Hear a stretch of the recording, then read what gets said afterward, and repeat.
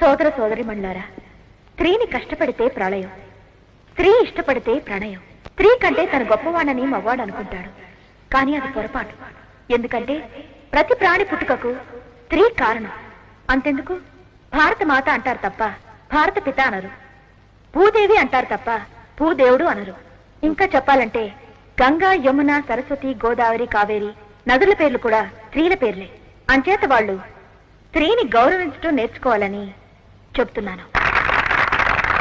Madam గారు కాసేపు ఢమ్ ఢమ్ లాడించాడు, చాలా బాగుంది, థ్యాంక్ యూ.